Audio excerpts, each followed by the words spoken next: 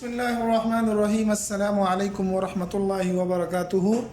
मोहब्बत की दुनिया में एक नए नक्श के साथ आपकी खिदमत में हाज़िर हुए हैं। ये नक्श जिसको मोहब्बत चाहिए, जिसे अपनी मोहब्बत चाहते हैं कि मुझे अपनी मोहब्बत मिल जाए, तो ये नक्श उनके लिए है, उनके लिए बनाने जा रहा हूँ और आपको सिखलाने जा रहा हूँ।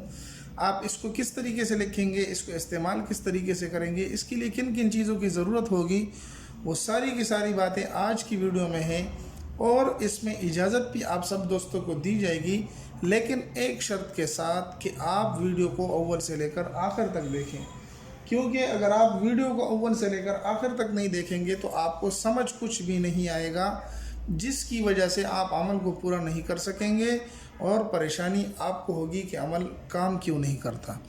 अमलियात की दुनिया में मोहब्बत का लाजवाब अमल है। अगर आप चाहते हैं हमेशा के लिए किसी को अपनाना, किसी को अपनी मोहब्बत में फंसाना, इंशाअल्लाह अगर शादी की नीयत हो तो आप इस नक्श को बनाएंगे, आपको बहुत ही फ़ायदा मिलेगा। बिना वक्त ज़ाय किए हुए नक्श को शुरू करते हैं। आपने साफ़ सुथरा इस तरह के कागज़ ले लेना है, किसी भी दिन लिख सकते हैं, किसी भी वक्त लिख सकते हैं।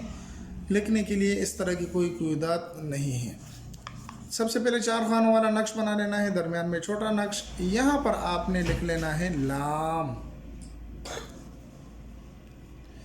यहाँ पर भी लिख लेना है लाम, और यहाँ पर भी लिख लेना है लाम, और यहाँ पर भी इस कोने में भी आपने लिख लेना है लाम।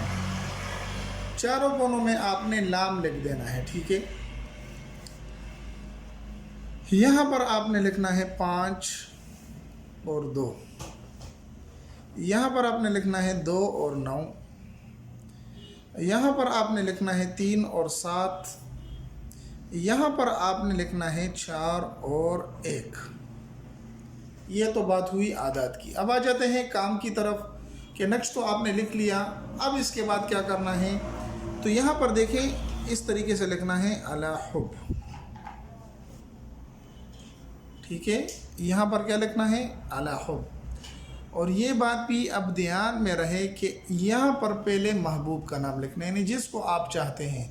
अगर आप लड़के हैं, लड़की को चाहते हैं तो फुला बिनती फुला लिख दें, फुला बिनती फुला, यानी लड़की का नाम और दरमियान में बिनत लिख देना है, और यहाँ पर उसके वालदा का नाम लिख देना है, ठीक है। यहाँ पर नीचे अपना नाम और अपने वालदा का नाम लिख देना है, ठीक है जी। इससे आपका नक्श मुकम्मल हो जाएगा। इतना काम करने के बाद अभी आपको इसके इस्तेमाल किस तरीके से करना है, इसको अभी आप इसको किस तरीके से इस्तेमाल करेंगे तो वो बात भी आप जहन में रख लें। आपने खुशबू ले लेनी है, किसी किस्म की भी हो, स्प्रे हो, खुशबू हो, थोड़ा सा आपने इसके ऊपर लगा लेनी है, ठीक है।